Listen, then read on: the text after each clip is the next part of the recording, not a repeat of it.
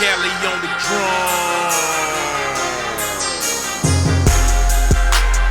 This is Friends with Good Intentions. My name is Michael. Adam. And that's my man from way back in the day. And so I want to start with a question. Basically, my question is, why are we so comfortable with familiarity? Man, it's just normal to us. You know, it's I don't know. It's just that one thing that I guess we just continue to just keep going back to. You people like what's familiar to them. Mm-hmm. Some people don't like change. I'm not them. I like change. Yeah, I seen that. The reason why I posed that question, because I keep a long list of shit. Because you started a business, and it's Ink Chef. Yes, sir. And I really fucks with it. You know what I mean? And so that's why I asked that, because doing something like that is not a familiar move. You know what I mean? It's not. I mean, obviously, you don't come from a family with, I guess, food trucks, big ass restaurants. So that's a leap of faith. So how did you go about doing that? So honestly, man, I know you know me from the music scene. Yeah. Know me from the music scene, vocals. But my producer, he used to always say, you got to do things that wanted to pull you outside of the box, but also so people continue to remember the brand. Mm-hmm. And one day I remember we was in the studio, we was recording Big Boy Love at the time. Yeah, that video fire. Appreciate it. And still on YouTube. Right. I remember when he told me, what else besides the music is going to make people remember your name? Mm-hmm. How are you going to be a household name? And I honestly, it resonated, and I kept thinking about it. Mm. And I've always been that type of person where I'll watch other people and I just kind of study and let them make the mistakes and I'm not going to walk that path. It didn't work. Mm-hmm. And the more I got into it, I realized how much I really enjoy cooking. Right. Did it with my mom growing up. And I was like, you know what? At the time, I think it was 10 years ago. Mm-hmm. I was like, in 10 years, I'm going to have a restaurant or food trucks. Okay. Like, that was the mentality. Yeah. I just spoke it, and then 10 years later, that's what we really are. Yeah, that's cool. I want a sports bar. I told myself when I hit 40, I'm going to open one. I don't know if I'm still going to do it, but that's the end game. I'm with it. Let me know. I'm all the way with it. So what kind of food do you serve? So it's really Latin fusion, South American fusion food. My wife is Colombian. Okay. I'm Puerto Rican and black. So we fuse the two cultures. Mm-hmm. You know, the soul is in there too. Of course. But, we're big foodies, man. Mm-hmm. So we travel all over and we try things and we look at each other and it's like, how can we make this better? Like, what would make it better? I kid you not. We were in Cheesecake Factory one day eating the little Mac balls that they do. Okay. And I'm like, man, these are good. But if they had some bacon, these must be fire. Yeah, we'll sit there and say, sprinkle a little bit on top. Yeah, just a little something. That's all they need. Yeah. I mean, nothing against the Cheesecake Factory. They chew it, but I'm like, she was like, well, what else you think? I was like, it ain't enough noodles. Like, they need more noodles. So, we did this for like 2 years straight. Mm-hmm. And we were taking notes. We made a book called a playbook. Okay. And we were just taking notes. Mm-hmm. And then one day, we came back from her aunt's wedding, and she was like, oh, man, what would be good right now is a Cuban sandwich. At this point in life, I had never tried a Cuban. Yeah, but what's a Cuban sandwich? So it's basically your pork, your pickles, it's toasted, you got some cheese, mustard. It's a great sandwich, but it's all about the bread. What's the bread? Or what kind of bread? Off the top of my head, I don't want to lie to you and tell you the type of bread that's used on a Cuban technically. But we had just went to the Spanish store that she turned me on to. Okay. And we bought like bread that we were getting ready to start playing with, like menu ideas. Mm-hmm. And I'm looking at her. I'm like, all right, so a Cuban, mind you, it's like 2:00 in the morning. It was a whole party. Hey, that's the best ideas coming 2 in the morning. So we open up the fridge and I'm looking. I'm like, yeah, I don't have everything to make a Cuban, but we gonna make a Rican. And she was like, a Rican? We're gonna make a Rican. We gonna make a Rican. So, we get the turkey and the ham. Uh-huh. I'm like, this ain't Cuban bread, So we made it. After we made it, she's like, "Oh, this is good." I was like, "But it would have been better had we toasted it." Okay. And honestly, that sparked the whole Ink Chef. It was that night after her aunt's wedding that it was like, yeah, we're gonna put this thing into action for real. And that's what it was, man. That's what it was right there. Okay. That's dope though. What's the best thing on the menu to you? To me, what's your go-to? I always go to the shrimp. You know, whether it be shrimp tacos, we do a mac and cheese ball for real, right? So we do a seafood mac ball with the bacon, the lobster, the shrimp, the crab. Okay. Deep I go fried, seafood all day. So I'm gonna go the seafood route. If it was her and you were asking that question, she would say our chorizo dip. Okay. What's in it? So basically, think about a Rotel style dip, but we put like a Southwest twist on it with the corn. Okay. Again, they're Colombian, so the chorizo is different. It's mild, and the chorizo, and that's her thing. Honestly, it wouldn't even be on the menu if it wasn't for her. Straight up, it would never make it. I was like, nah, this ain't gonna be it. That's probably one of our hottest items. Okay, that's cool. Legit. Okay. You said you got 7 food trucks? Yeah, man. We a couple of them that we're still like converting. It's a combination of trucks and trailers. Okay. But when we go out, we try to make it make sense. If there's a thing where we're at an event, and especially if we've gone for the first time, we set up pop-up style with the big, commercial tent. Okay. Cook it fresh.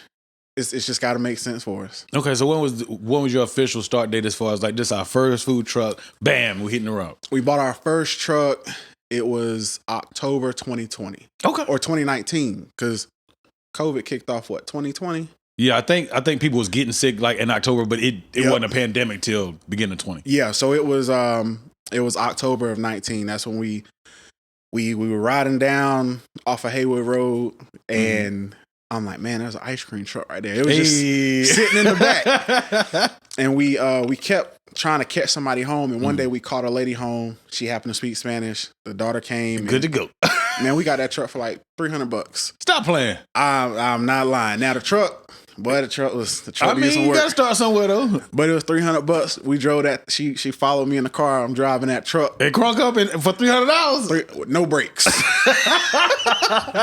No brakes. Like scared. Like doing this to try to slow down. But yeah, $300, man. And believe it or not, we ended up flipping the truck because the wiring, it was just gonna cost so much to get it ready. We were like, nah, it's not gonna make sense. So we ended up flipping the truck and bought a different one. Yeah. And then, trailer, and we just kept going, man. We just kept building. That's what's up. Yeah, I like that. I voted that. That's cool. Yeah, man. Yeah, that's what we did. That's cool. Okay. So, okay. I'm gonna have to come holler at you. So where y'all normally posted it? Pretty much everywhere. We go all over the upstate. We do catering events. Sometimes we travel out of state. It really just depends. I seen y'all did a Christmas thing. He was with the picture with the Grinch. Yeah. That was down in Reedville. Okay. They had their big Christmas parade for the town of Reedville. That was actually pretty dope. I love the Grinch, and I saw like 4 people, but they was on the floats, and this just happened to be the one dude that was walking by. So I had to jump in the picture with him. But yeah, man, we post up all over. We go to the breweries here in the upstate. So like the Whale, 8th State, Brewery 85. We pop up at all the breweries. I mean, it's always fun, man. Oh, but that's what's up, though. Yes, sir. So the pandemic didn't really fuck with the start of the business? So it's funny, right? So when we were launching, we took all of 2019 to test product. Oh, okay. So we were doing like, how most people start off in their business, put the order in, tag, cash at me, hit my DM. I'm going to bring it to you. I'm going to bring it to you. And at the time, the call center I was working at, I actually was, letting the word get out in the call center. Yeah, man, you got to tell somebody. So they would hit the orders that night before. I'll bring them with me the next day. Yeah. And really it was all about the feedback. It wasn't even about the money at the time. Yeah. We wanted to know what the response was going to be whenever we said, all right, we're going to launch at this point. Right. You want to know what's going to work and what's not going to work. People keep ordering what they like, nah, I don't fuck with that. Okay. And honestly, the response was so crazy. We was like, yeah, we got to shorten the menu. We had all types of stuff. We had like 30 items that we was like rotating, playing with.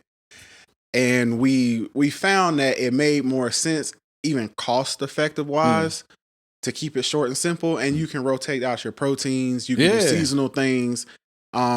We both have seen a lot of restaurants and food trucks come and go in the last 4 or 5 years. Yeah. Quick, because they're not prepared. Okay. So what do you mean prepared? Like, so financially, I'm gonna use the Cheesecake Factory as an example. Cheesecake Factory has a book for a menu. Man, yeah, I seen it on Shark Tank. They said a lot of the places that come up there with food or any type of something you're going to eat, they'll say cut down your SKUs. Or like if it's a clothing brand, you got 32 different colors. Right. They're like, bruh, start with your black, white. Because Damon said when he started Fubu, it was like he had black and white.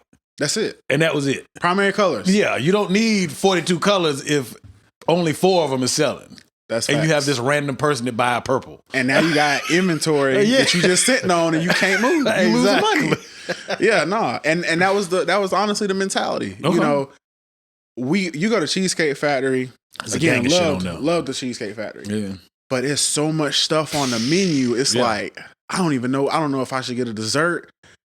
It's just it's so much. It's a book. Yeah, us three go probably like at least twice a month. And they got this buffalo. It looked like a wonton or I don't know what it's called. But that bitch hit. Yeah, motherfucker is hitting. So we get that, and then I'm about like you. When I look at me, I'm like, and I don't wear reading glasses. I'm like, that's a lot of shit on it. It's a lot. Yeah. I mean, it can get overwhelming. You be like, you know what?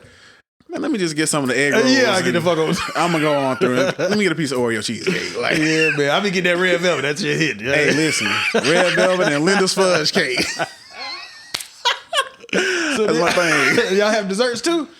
So we play with desserts, but honestly, we rather show love more to some of the vendors here in the area that do them. Okay. Our favorite off the top is called Alicia's Taste of Heaven. Okay. Ain't nobody touching her desserts. It's like that? It's like that. I'll put her up against anybody. Okay. It's like that. And then for even like if you want like cakes and stuff designed, she do that stuff. But like if you want like the Power Ranger cake, you know, the actual Power Ranger on it, Cakes to Die For is our go-to. Okay. So those are going to be our go-tos. I would say our other one, cheesecake wise, I'll put them up against the Cheesecake Factory. For real? It's called Mac and Cheese Cakes. Why is it called Mac and Cheese? It's a story. You just got to go to her page and read the story about their son and how they came up with the name. It's an amazing story. Okay. But nobody's touching this woman's cheesecake. They the truth. Those are my 3. Alicia's Taste of Heaven, Mac and Cheese Cakes to Die For. I think I've heard of Alicia's one. I think I've seen that one on the gram. I haven't heard of the other 2 though. Yeah. But okay, that's what's up. Yeah, man, they the truth. So do you collaborate with other people outside of just desserts, or y'all just not? I mean, because a lot of people I ain't fucking with them. I ain't gonna partner with them or do co-op because a lot of people scared of competition, but it's not really competition because it's money for everybody. Absolutely. So we've done a couple things where we knew a food truck is called Y'all Hungry. Great guys. They make what is it? They make their own pimento cheese. My wife is personally not a fan of pimento cheese. I thought it was some bullshit till I tried it. I got it at Chick-fil-A. That thing pretty good. Pimento cheese is all right. At first I wasn't rocking with it. I'm like, yeah, this is good. Yeah, it's good. But they make a pimento cheese and we did feature it for like 6 months in different items. And I thought it was great. I love the pimento cheese. But it's one of those things where we're always open to collab. Yeah. You know, it's like you said, it's money for everybody. Yeah. And you're going to bring 2 different fan bases. Exactly. You know what I mean? Because if y'all do more of a fusion, then hypothetically you grab a Jamaican spot, you get the best of both worlds. Absolutely. I mean, because I noticed this, and let me ask you this. This is probably a weird question. I've noticed that every culture besides what we would consider American culture has their own style of food. That's true. Why is it we don't have one? You know, is that weird to us? I think me and my wife had a conversation similar to this, right? Because there's nothing about this is American food. It's all stolen, not stolen, but you know, it's all from everybody. From everybody, right? I mean, even us, you know, we take dishes and we're like you said, this was somebody else's, but we're gonna put a little different on it. But we talked about it. We were like, culture. You know, we grew up, my mom would cook the beans and the rice and, I mean, that shit hitting. I like all that. Right. Fried chicken. Yeah. You know, Thanksgiving is enough for 40 people. Right. It ain't but 7 in the house. You know what I'm saying? Yeah. Being with my wife's family, you know, the cultures, honestly, even, you know, from the other vendors I've seen, it's the same thing. Rice, beans, protein. Right. You know what I'm saying? That's the foundation. That's the foundation. And I think that's for everybody. I think that every different culture just kind of puts their own spin on it. Mm-hmm. And they like, you know, this right here, this is going to be the Chinese food. This going to be what's considered the Spanish food. Right. This going to be the soul food. Yeah. It's the same concept though. Rice, beans, noodles, Yeah. and a protein. It's the same concept. It's all about the seasons and the flavor though, man. Okay. That's what it's about. So let me ask this then. So what about your menu or your business do you feel like is familiar? Like So- what, I guess maybe not a comfort food, but like what, when you look at your business, you say, man, I'm really doing it. What do you go, even if like, what reminds you of home, I guess, so to speak? I say an item that we make is the chili. Okay. I mean, I think probably everybody, especially this time of year, everybody likes chili. It's nothing like a good bowl of chili beans, some rice, cornbread. That's the comfort food. Okay. Chicken and waffles. That's familiar. Y'all got chicken and waffles? We do a play on chicken and waffles. What's that called? So the names change. So our menus, you know, when you look at the menus, the items are very much the same. But depending on the event, the season, we'll flip the names. Like last week, we had the chili on the menu and we called it the Grinch. Yeah, I saw that. You know, so we flip the names based on, you know, what it is. Some of the names are named after like people who actually inspired the dish. That's cool. My niece loves chicken and waffles. She likes Cinnamon Toast Crunch. So we did a play on a chicken and waffle, but it was a Cinnamon Toast Crunch infused waffle. Okay. With the chicken I vote for that. and the glaze on top. But it was called Jordan's Waffles. And that's her name? Jordan's Madness is what it was called. Okay. That's her name, Jordan. Okay. You know, so we do it based on, you know, where it really came from. That's cool. Okay, that sounds like a heart attack, but like a good heart attack. Like that shit sound like it's busted. You know what I mean? Man, that thing hitting. That thing hitting. You gonna be full. Yeah, I'm trying to be. I ain't no big dude, but I be eating. You know what I mean? I heard that. So now, man, shoot, what's going on in life? How you living? I'm good, man. Look, I can't complain. I got a beautiful wife, Okay. amazing family, a great support system. You know, we lost my mom back in 2020. Definitely. And, you know, to answer your original question, when we launched, we stopped immediately when we were going to launch. I would have stopped too, you know, truth be told. Yeah, I love my mom. Yeah, word. It's, you know, rest in peace to her. It was absolutely insane. We had the plan, like 2020, boom, we going to launch in January. And we was like, all right, so March, we had the date, we had it all set up. And then here comes March. I was in a crazy car accident. I probably should have never walked away from, and that's just real. You out here doing a Kanye? Yeah, I guess you could say that. You could say that, man. Yeah. I'm sitting parked trying to turn out a Restaurant Depot on the Butler Road. And all of a sudden, I don't remember if it was a Toyota Camry or Nissan Altima, but this thing slid into the front of me while I'm stopped, waiting to turn left. The fuck? Out of nowhere, just shh. And then, you know how you've seen like Transformers That when shit they going slow motion, yeah. everything slow down, right? It's like somebody hit the pause button and then like was moving the little thing because everything was like, chew. And I'm like, the fuck? what the hell is going on? You know? Yeah. And man, I kid you not, here comes a Honda Pilot, like went airborne and barrel rolled in the air. The fuck? I was driving a Honda CR-Z. It's the little hybrid car at the time. Okay. That was after you had the Ram. Yeah, it was after the Ram. And the Honda bounced on, well, the Pilot bounced on top of my car. Like, Oh, so the first car hit you, then the second one kind of hit it and kind of went over. it flipped over the car. It's like it hit. I couldn't tell you how they flipped, but this dude in this Pilot went airborne, upside down, and I'm watching him. This And ain't I'm gonna be like, oh my good. God. And I can't, you're right, and I can't move.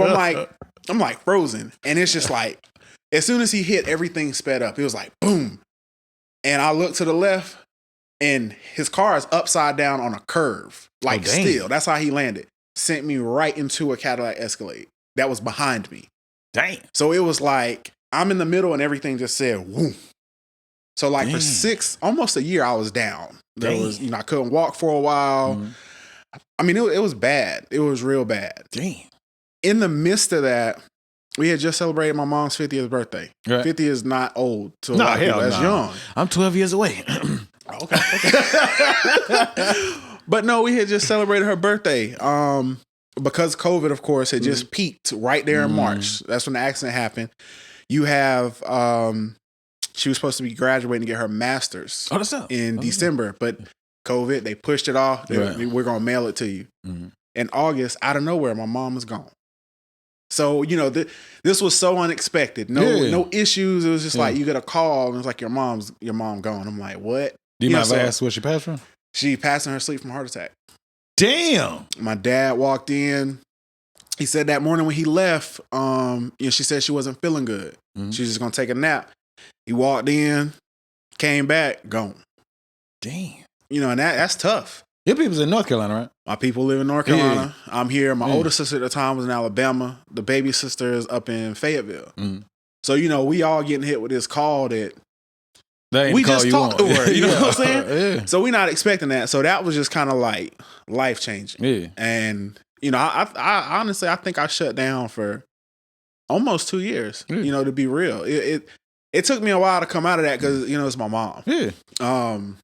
My bad, I ain't mean to. No. You good. In the midst of that, though, we have COVID. Right. COVID almost took my wife out. At the time, we had just newly got engaged. Yeah. And, she, and you saw, we was all seeing it. People going in the hospital, getting on those ventilators, and then people not coming out. Real dad, he passed from COVID. That's wild. Real, sorry for your loss, brother. Yeah. That's wild. Mm. But nah, my wife, by the grace of God, came out. Mm. But she was in the hospital for almost 2 weeks on oxygen. We had just came back from, being with my family for some months. And she was like breathing real hard. Mm. And that next morning, she was like, I feel like an elephant on my chest. Like, we got to go to the hospital. Yeah. You know what I'm saying? They said her oxygen level was at 30. Like, they couldn't even believe she was standing there. That's like being up in Mount Everest, ain't it? Without an oxygen tank. Yeah. Like, they couldn't even believe it. Dang. And, she came out on oxygen, having to sleep with oxygen. Mm-hmm. A lot of people don't know the story. And not even 2 months later, then we lose her grandfather. So it was just, and that's like my mom was the glue and he was the glue. So I had a whole fucked up 2020. The 2020 was a fucking nightmare. It was hell. And I don't know what people's faith and religion they believe, but I feel like that was more of a test year than anything. Mm-hmm. Because normally they say when you go through that type of hell, something is coming on the other side. Yeah. And it tested our relationship. Mm-hmm. It definitely tested my faith. Mm-hmm. Because I had got to the point I was so angry. Yeah. Like you couldn't even talk to me about God. I was hot. Yeah. And it took us both together and our family to like cover us, even our friends, to pull us out of that. And it was hard. I mean, it's still hard today. Yeah, right? Of course, yeah. But we ended up getting married that following May. And it's been nothing but blessing on blessing on blessing after. Yeah. So I can't be mad at whatever the reason was and what we were both probably being waken up from or pulled from. Mm-hmm. I can look at where we are today and be grateful to be like, man, I know I'm making my mother proud. I know she's making her grandfather proud. They were amazing chefs. They always gave back. Yeah. They would take, like, if they saw you in the street and you needed shoes, they'll take their shoes off and hand them to you. Like, they were those type of people, Yeah. And that's who me and my wife are. We're the same type of people. But ever since then, man, I'll be honest, Ink Chef has really been blessed. I'm going to count it to them just really putting their hands on us, Yeah. Sound like you comfortable with good familiarity, not in a bad way. Like, because some of those recipes are y'all people's, yep. You know what I mean, and all of that. So that's dope. Yeah, man. Real, it's real. It's a real personal thing. And I mean, like I said, me from the music. It made me pull from the music to really focus on, you know, the food and family. Because I don't think I was putting that much focus into family. Okay. I would probably go as far as how I might have just took time for granted to some degree. I think we all do. Yeah, we do. So you don't do music whatsoever now? I write. Okay. I'll write. I constantly write. I'll hear something, or you know, I'll get like a tune, and I'm like, I gotta write this. Okay. You know, I don't know what the future holds. I'm not shut off to music. Right. You know, music, that was like the thing that my mom loved. She loved hearing about the music. She loved singing the songs. I remember I was singing on the choir with Relentless.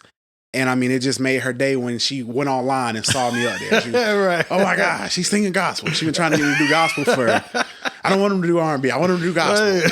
Right. But it really took that to make me fall back from the music in general and just open myself to hear, you know, just from a spiritual standpoint and shift my focus so that the mentality was, what can I do to touch more people? Okay. Right. And be able to sow. So like we did a Bookbag project.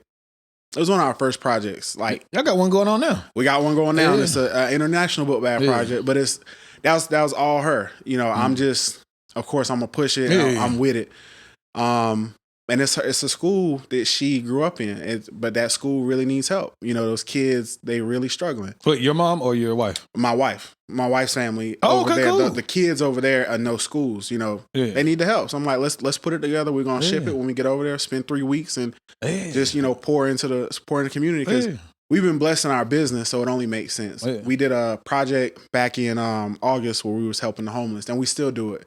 They're like we call them blessing bags. It's like a little drawstring bag with water and a thermal blanket. And that's cool. Zaxby's jumped in and gave them gift cards to get the food. Yeah, that's cool. So that was, you know what I'm saying? It was real dope. Sam showed us some love. So we try to pour into people as much as possible. Okay. 100%. That's cool as a motherfucker. I like that. Man. Yeah, man. That's cool. Yes, sir. So you do the business full time? No, believe it or not, man. Sir, it is only 24 hours in a day. Listen, me and my wife, we're in the middle of buying a house. Yeah. So like, you know, I work full time. I do work. I've been in the same company for, you know, ever. Whew. You know what I'm saying? Yeah. I've been with mine for 4 years, but I might be leaving about that thing. So I spent 13 years with the last company, and then I actually transitioned, to be honest, because I got an offer that I can't refuse. Okay. So I transitioned to a new some company. money. Right. I mean, and overall the benefits it made more sense. I got to work from home. Okay. It freed up my schedule more to put more into the business. Yeah. But we actually do the business full time. Every time we go somewhere, we're sold out, and that's a blessing. And it only lets me say, like, man, imagine if we were doing this full time. Yeah. All bets would be off. Yeah. You know what I mean? So, but no, part time right now. Ain't nothing wrong with that. I learned something when, you know, I used to cut hair at the shop or whatever. Yep. So my mentor taught me something which I'm trying to apply. I've had some steps and stumbles, you know what I mean? But he told me, and I've seen people post it now, but he was telling me this 10, 15 years ago. But you keep your main job and work on your side hustle or your dream until your dream pays the same as your main job, if not more. Yeah. Yep. So I fuss with that. That makes a lot of sense. 100%. You know what I mean? That's a very good mentality. But I think that's another thing as far as people being too familiar with being comfortable is, I think it's a fear thing, but at the same time, you're like, well, shit, I know I'm getting this check every 2 weeks, every week or whatever. Right. Whereas this is not a guaranteed check, but once you get this dream, fuck this. You know what I mean? Y'all can't see my hands, but you know what I mean? Like, when you working on the dream, once you get the dream, and it ain't got to be a world famous rapper or I'm going to be the next Michael Jordan or whatever, but when you grind towards the dream that you are trying to go towards and you get it, then you can let this 9 to 5 or whatever your schedule is kind of peace, love, and happiness. Yeah, you know what I mean? I agree. You know, people are familiar. People, like you said, they're comfortable. Yeah. I'll go as far as say we get complacent. Oh yeah. We like you said, every 2 weeks, I know this is a guarantee. Absolutely. I hit my 40 hours a week. This ain't gonna change. Over here, I don't know. Yeah. I feel like COVID though helped a lot of people realize you need to go chase your dream. Yes. Because time is limited. so much stuff shut down, people weren't working anyway. Exactly. So you had time to work on your dream. You had time to work on your dream. And I thank COVID for that, because it really opened our eyes. You see so many people who blossomed, and they might have been sitting on that for years. Yeah. You know what I'm saying? It would have never, ever did it, but they got forced into a situation that made them uncomfortable. Right. And they had to be like, okay, I got to really put my all. It's all or nothing right now. All bets are off. And I think when you get that type of hungry, I used to see this in like a video as a coach who posted this, I don't know, like 10 years ago. When you're so hungry that you want it like your next breath, that's a different level of, I got to make it. Yeah. I got to make it at that point. I agree with that. So that's really us. With us, it's all about, how can we take care of the family? How can we make sure, our family overall is straight as a unit, from sisters to nieces and nephews to, parents. How can we make sure everybody is straight and still make this thing work? And, like you said, time is limited. Yeah, it's finite like a motherfucker. Yeah. Time is limited. So, we gotta do it today. I can't sleep forever. I can sleep when I die. Yeah, that's kind of how I go. Like, I don't do this for money, obviously, because I ain't making no money. I just really enjoy it, but I go at it as if it makes me money. That's real. You know what I mean? Like, me and Kurt, we drive back and forth. We live over 2 hours away from each other, but we still rotate back and forth every week. And then, I just enjoy this. Like, I done took all this shit to a few different people's houses and different places because I just enjoy it. You know what I mean? But I approach it as if it makes me money. That you have to. You just never know. You never know. My sister was just asking me, or my sister-in-law, bro, I'm interested in a podcast. I'm like, my brother is doing a podcast. Oh, what a coincidence. What a coincidence. Maybe you can shadow him, but also do the research and let me know. And, I did the research to figure out all this shit. This is a lot. But I think that's with any dream or any goal that you're chasing. Like, if it's a hobby to you, if you don't wake up and be like, man, well, if I get this right here, that's going to be fire. That's going to take it to the next level. If you're not thinking like that, then I don't feel like you're taking it serious. Right. And as an artist, that's why I would never be in a group. I was approached about being in multiple groups. But I couldn't let my success be determined based on what somebody else did. Not another nigga if they ain't, because everybody's ambition and drive is different. Right. Like, you may say, I go 100%, and then the other cat might be like, I go 100%, but your 100% of effort is not, it ain't gonna look the same as his. No, it's not. You know what I mean? And so I definitely agree with that. Look, we all learned that with the New Edition movie. We learned that with the New Edition movie. Right? Yeah. I'm just saying. You stupid. They was out here showing out. You know Bobby Brown and them. You know what I mean? Right. I do what I want to do. I mean, I think him and Johnny Gill's the only ones and Johnny Gill came late. I will go as far as to say Mike Biv too, though. Yeah, he kept it going once they all start piecing. Yeah, he discovered what? Boys to Men? I think so. They approached him. Yeah. That's how they portrayed it in the movie. But I think he did. It probably was a little different, but you know what I mean? They all had people in their ears. Yeah. Like at different points from what we saw in the movie. Yeah. Who was trying to get them to see a bigger picture. Right. Some of them took their advice. Some of them was like, I do what I want to do. Right? Mike Bivens, though, he's a good example. He heard it.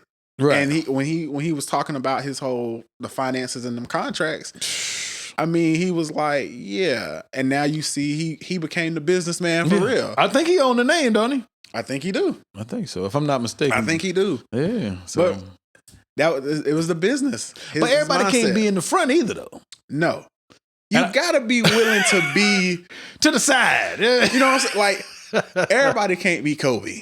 Exactly. Right? Everybody's not gonna be Beyonce. No, you gotta be willing to be. I'm not like a Kelly or Michelle. You feel me? But I'm okay with that. Look, I ain't gonna lie, man.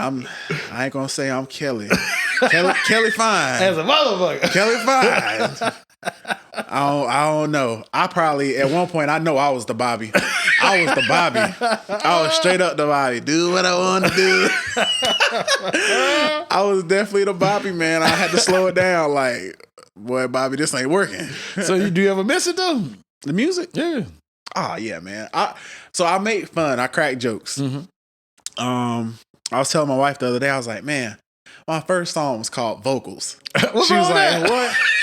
I was like, yeah. I was like, it was the name. I was like, it's like VOCALS. I was like, the thing was, the song sucked. I was like, I knew it sucked. Skillet knew it sucked. I was like, we all knew the song was trash. I said, but they still gassed me. I mean, I don't think it was trash. It's Especially hard. for a first song. Man, that song was trash. Yeah, looking bro. back now, 25 years later. Listen. So I looked at it, man, and then I looked at the evolution over time. I looked at that. At the first mixtape I did, it had Trap Star. It had like everybody who was like really popping on it. The mixtape, out of a 10, I give it a solid 5. What's I think it it was called? a 5. Well, it was called A Carolina Love Story. Is it on that Piff? It might still be up there. I'm gonna check it then. But again, it was a solid 5. Okay. The features made it to 5. All I did though, real talk, all I did in the mixtape is, if you listen to the stuff I was talking about, I was basically telling the truth about everything that had happened in a relationship. Okay. From beginning to end. Mm-hmm. I even had the females on the track, how you remember how Rick Ross would be like, Maybach music. So I had them like doing the little thing, kind of biting Rick Ross style. But I was just basically telling the truth about things that were really going on in life from beginning to end. Mm-hmm. And all the rappers that were featured on it, I don't think any of them even peeped it. They just went with the stuff that I was saying in each song. And then one day I got approached and was like, I listened to this about 4 times. You telling a lot, but you telling a story. I'm like, yeah, I'm telling the truth. And it made me look at it like, I'm gonna tell the truth and all this. I'm gonna use the music to tell the truth. Mm-hmm. And it was an escape to be able to say, hey, these are the things that have gone on and that are happening. Mm-hmm. And then when I shot that first video, it was like all bets are off. It was literally just me for real telling the truth. What's wrong with that? Nothing. Oh, nothing. There was nothing wrong with it. It was my outlet though. At the time I was real young. I'm still young, but I was real young. Mm-hmm. I was very immature. And those are things I just didn't want to, let me know. So I used the music as an outlet to, let it out. And it worked. Mm-hmm. But the evolution of the music from vocals to body, they were night and day transformations. Oh yeah, absolutely. And that's why I can laugh now and look back and be like, that song was trash. It absolutely sucked. You got to grow. Yeah, and that's what was trash. Had to grow. It took a lot of it. It took me doing it was a comedy show they did at the Spartanburg Memorial Auditorium. I'll never forget it. Is that shit still open? I don't think so. I ain't heard by Krispy Kreme, right? Oh, it used to be. Yeah, it used to be. Okay. It took me doing that show and to get booed singing Jay Holiday Bed. You got booed? Man, I got booed. And that auditorium was packed out. It was a comedy show. It had Cheryl Underwood, Don D.C. Curry, they ain't even Tyler the right Craig. crowd. Yeah, that's not even the right crowd to do that. Yeah, to me it's not. The promoter, he was like a godfather to me. You know what I'm saying? So he was like, nah, you said you want to do this music? Let's see how serious you are. And that was kind of like he's like, get your ass out there. Go out there, right? And I was Bobby for a minute. Like, a New Edition, Bobby froze up. And I just froze. You didn't sing at all? No, I got so nervous. Like, I'll be real. But it took that. It took that to happen in that moment and to know what it felt like in front of a real crowd. Yeah, not your niggas at the club. Right? To be like, so this is your make or break. Either you're going to do it or you're not going to take it serious. And you have to be like this in life. Mm-hmm. So Kelly Mack came and got me from backstage. From her radio station? Yeah, she was emceeing the Come on here, baby. I got you. Walked me back out there. Oh, she brought you back out? Walked me back out on stage. And while she's walking me out there, Cheryl Underwood is on stage cussing the whole audience out. When somebody come up here and try to give you ungrateful MF or something, I like a good Cheryl Underwood. She went off. Now I heard that boy sang in the car. Oh, okay. Like she was going off. So she knew you was talented. She knew. Yeah, but she knew you were scared. Like I was nervous. Yeah. She said, she looked at me as Kelly is walking me back at that. She said, boy, if you don't get your ass back up here, I didn't know what to say. Come back. I didn't know what to say. And I'm like, yes, ma'am. Absolutely. So they walked me back out there. The DJ started to play the song. She's like, cut the music. So the whole auditorium at this point has went dead silent. Yeah. She's like, sing it a cappella like you did in the car. So at that point, I did it. And as the people started reacting, I've completely got comfortable. The nerves went away, and I just ran that through first it. 30 seconds. That was it. Yeah, and then they all applauded. I got an ovation, and I was like, I'm cool, ready. I'm ready. And it made me realize, like, you can't be putting out no BS, man. Because everybody ain't gonna be like your family and friends. No. They're gonna tell you the truth. Yeah, and the truth sometimes hurt. Yeah, you get more honesty from strangers than you do from. Yeah. Yeah. Absolutely. Yeah, I learned that the hard way. I mean, what episode did I talk about it on? One of these past Friends episodes. It might be Nosey, but anyway, it's the truth though. Like, it's the very first episode of Friends. Me and Mike was talking about it, and we show strangers more grace than we do our family. That's true. And friends, which is kind of backwards. That's super backwards. Yeah, because if you my family. Hey, be brutal.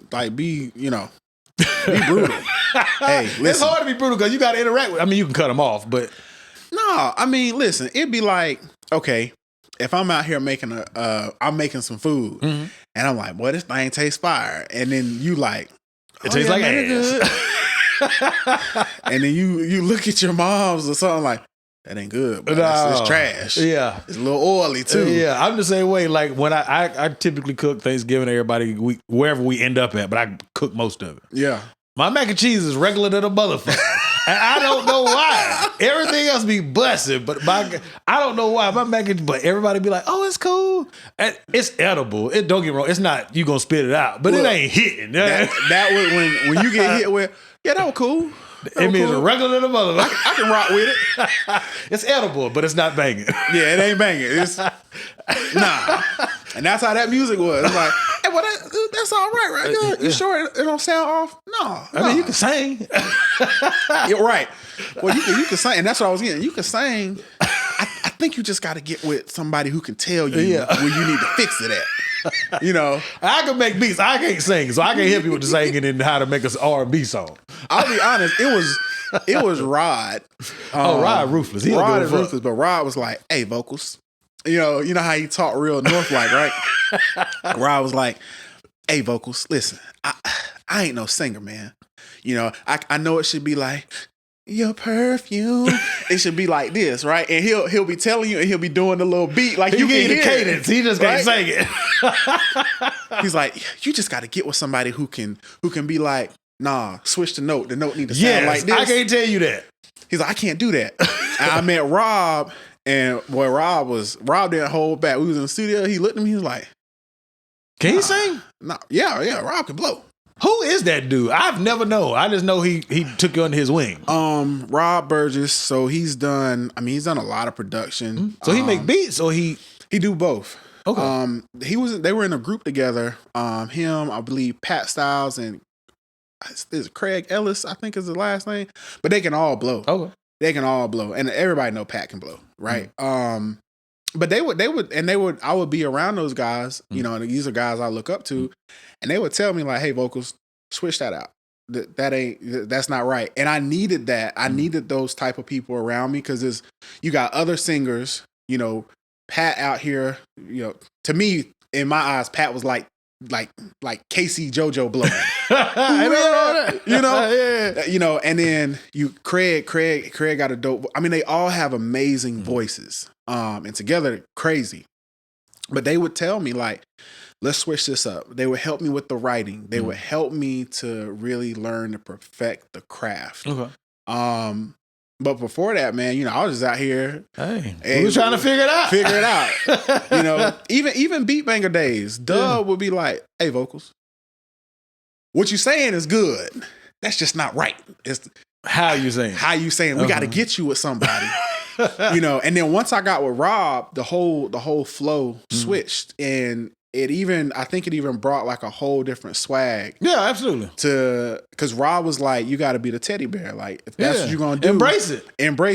Be the teddy bear. He would tell me things, him, Pat, Craig, even Dub, they would give me little things to do when I would go out and perform or when I would do open mics. Bring a teddy bear out randomly.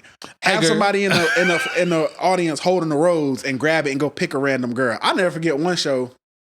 I picked this random girl and like she was all into the song too, so it was perfect. And I pulled her on stage, sat her down in the chair.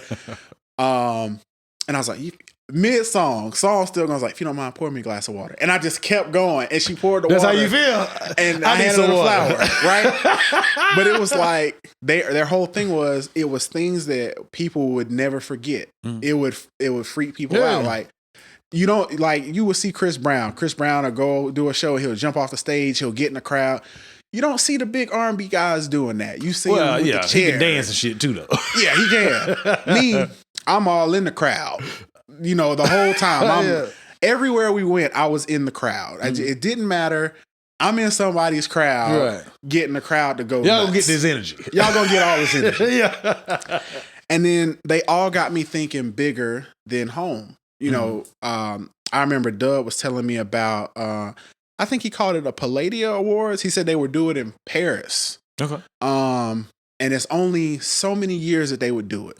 He was like, you know, you need to go and experience these different things. So it was his push that got me to go and experience South by Southwest out in Texas. Yeah. That was definitely an amazing experience. You know, I would encourage any artist up and coming or still doing it to go, if you've never performed there, do it. That was probably the dopest performance of my life. I got to meet all types of cool people. That actually, you remember the TV show Robin Big? Yeah. Because of that, right? Kid you not, I was promoting the Body single.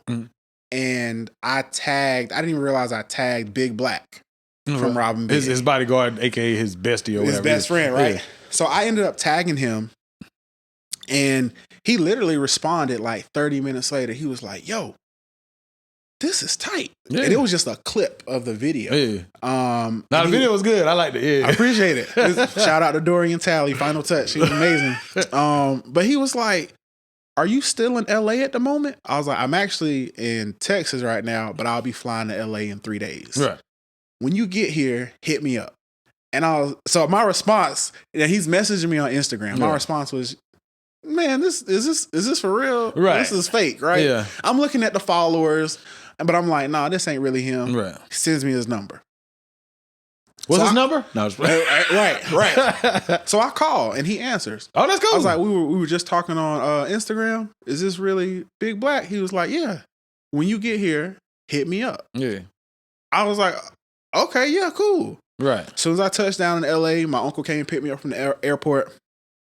And I went to this place called Fat Sal's. I had seen it on Food Network. It's this like sandwich shop. I wanted to try it. So I hit him up. I was like, hey, I'm here. I'm in LA. I'm in Burbank right now. He was like, cool, let's go have lunch tomorrow. Okay. I was like, say less. So we literally went, talked, had lunch. And he was like, listen, I love everything about the song. The video was crazy. His words, he said Ruben Studdard was actually his real best friend. Oh, okay. And in real life, that's his real best friend. I guess him and Rob Dyrdek are cool. Right, but it's a TV thing. But it's a TV thing, right? And I was like, oh, that's dope. He was like, yeah, he's from Alabama. You know, I want you to come out. What did he say? He wanted me to come back out to Texas. And there was this thing going on at some place, and I might be saying this wrong, but the Gas Monkey Garage or something. It was like a small arena or something like that. But he said Ross was going to be there, Bruno Mars, Trina, and it was one more person. I think the whole Maybach camp was going to be there. He's like, come to a dinner with me. Okay. So Rob, I'm talking to Rob. I'm crunk. I'm happy. I'm like, man, Rob, this is crazy. I can't believe this just happened. He was like, the first thing he said to me, when you get there, act like you've been there. Yeah, don't be star-studded. Don't be starstruck. He's like, that's the one thing that people in those, like in the people that are celebrities, they don't like that. It's a turn off. Treat them normal. Treat them like you just because they want to be normal. They just famous. Right. And I was like, all right. And that was probably the best advice he could have gave me. I got there. I'm not gonna lie. I was starstruck take that. when I saw Trina and everybody else. I was like, whoa. The baddest wow. bitch. Right. But it was cool, though. It was cool. In person, Ross really was sounding like, hey, he used to boast Ricky Ross. You know, he was really talking like that. And it was that whole push with Big Black that it really, I feel like, elevated a different part of the music. Because DJ Khaled ended up shouting me out on a Instagram post. Oh, it's cool. And then my follower account on Instagram just blew up. Because at this point, they're like, well, who is this guy? Right. If DJ Khaled giving them a shout out. Right. Khaled giving him a shout out. So, you know, it was very surreal. It was dope.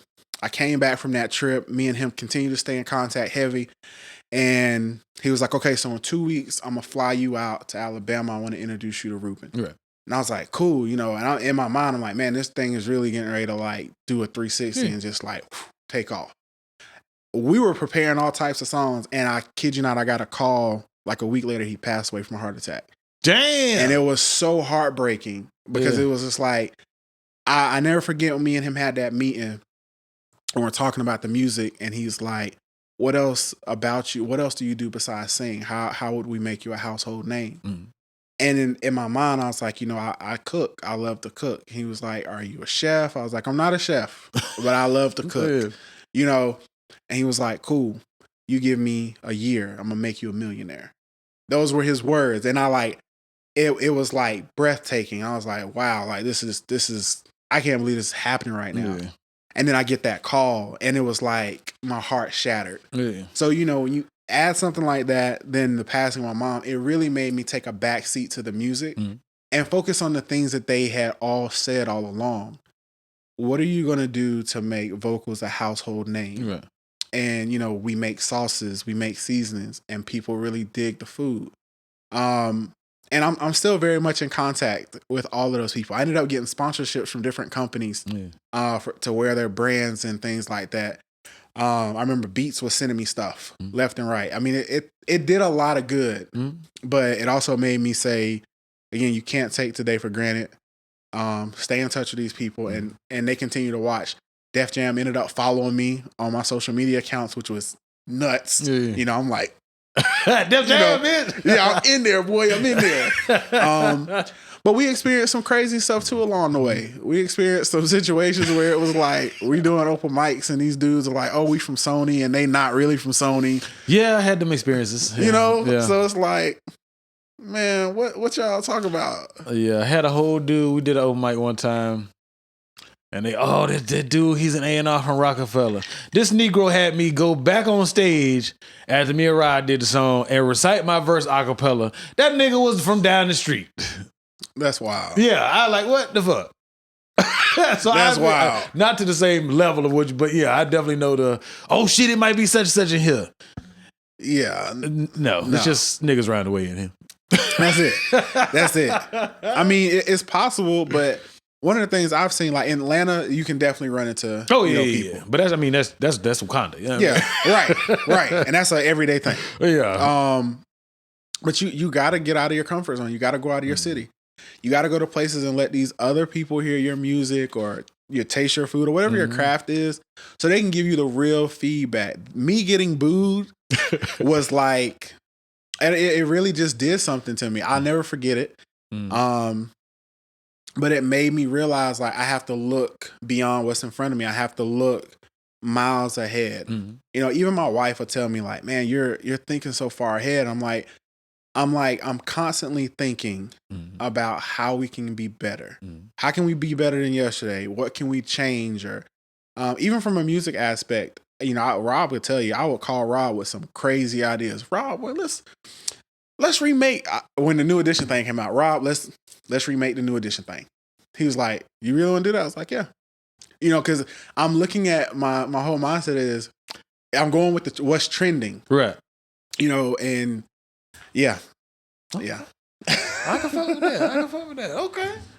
Well, this is good. I fucks with it. I appreciate it. Yes, sir. I appreciate you having me. Yeah, man. Well, damn. I guess on that note, we done got all deep and shit. Right, we did. We took it back. We got to know vocals and Ink Chef all in one. Absolutely. All right, so what's next then? I'm gonna be honest, Skillet. Right now, I think our focus, to be truthful, is really the projects to give back. Okay. Our whole 2023 is really gonna be geared around a lot of traveling. Like we're gonna still do the food. You know, that's the baby. But I think we're gonna probably focus a lot on catering and focus more on traveling, going to different countries. Because again, it's continuing to elevate, right? You know, I told you, I think yesterday when we talked, I was like, I have been going back and forth into the music. And my wife told me straight up, she's like, you know, you think you can do both? Because you are the chef. You're the chef of Ink Chef. And I was like, you know, I feel like I can do whatever I set a goal to do. I can, we'll get it.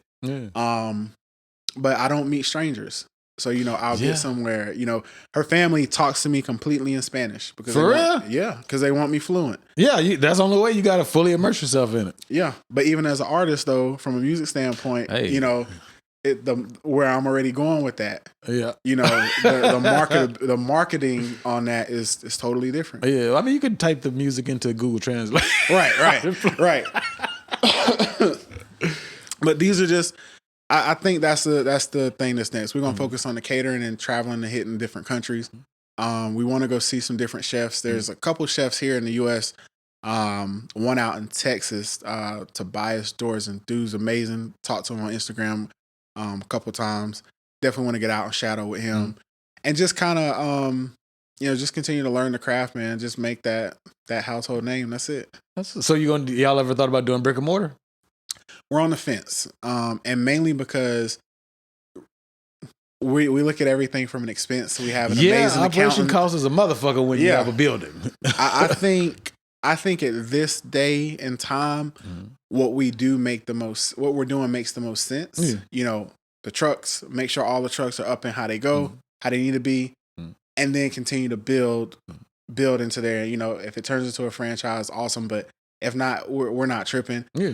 We're not in debt with it. You know, there's no debt. It's all us. It's cost of goods and operations and keep the rest. I mean, or reinvest or whatever. Right. If we go brick and mortar, now you're leasing a building from somebody and so forth. So I think we're on the fence. We've had some offers. We're definitely looking at them. We're talking and discussing. But, you know, right now, I think what we're doing, it works. Yeah. It works. And, you know, if it ain't broke, don't fix it. I feel that. You know, if it ain't broke, don't fix it. So we don't know. I think for none of us, we don't know what's going to happen with the economy. We've seen food go up and down. Ridiculously. Seen businesses go out of business as soon as COVID hit. Absolutely. Yeah. And I would hate to put us in a situation that's going to, especially being the head of the home for me and my wife, to put us in a situation that's going to potentially hurt the business. Yeah. I don't want to take a loan from it's our money. We're good. Yeah. You know, if COVID hit again tomorrow, you can park the trucks at the house. Right. But you still can go to work. We can still go to work. You know, we're not going to lose a truck or something. Right. But if you got a building, that's a different. You got to make that thing work. Yeah. You know, and I think that's where we are right now. Okay. I think that's where we are. Maybe one day. I told her though, if we did go brick and mortar, I would love for us to open a spot in Texas. I love everything about the state. Texas is dope. I've been there a few times. Yeah. Look, I'm a Cowboys fan. You can try to kill me if you want. Whatever. What was you? 49ers fan. I saw the jersey. You know I'm a Redskins fan. Redskin. Hey, but y'all did beat the Eagles though. Absolutely. Y'all, we got that Super Bowl. Mid-season Super Bowl. Y'all the only one. Absolutely. Ain't nobody else hanging with them right now. And currently, our whole division is in the playoffs. I know. So I need Seattle to take a couple more L's. They lost last week while we was on bye.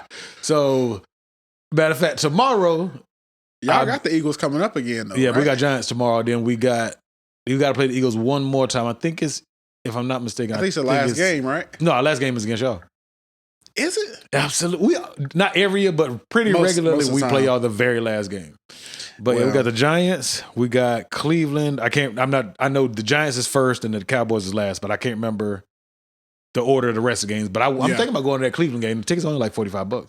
That's nosebleed. That's what I'm saying. But look, I'm in the game. Not you there. You're at the game. You at the game. Yeah. Have you had a chance to go to a Cowboys game in Dallas? No, I got to when I was out there visiting and meeting with Big Black. I did get to go to the stadium. They were actually there practicing. Okay, cool. So this was what I got to see Dak and Zeke. So that was kind of cool. But no, I have not gone to an actual game. I said, well, my wife's a Giants fan, which is house divided. It's insane. That's our division. But I mean, look, she's from Colombia, but she grew up in Jersey.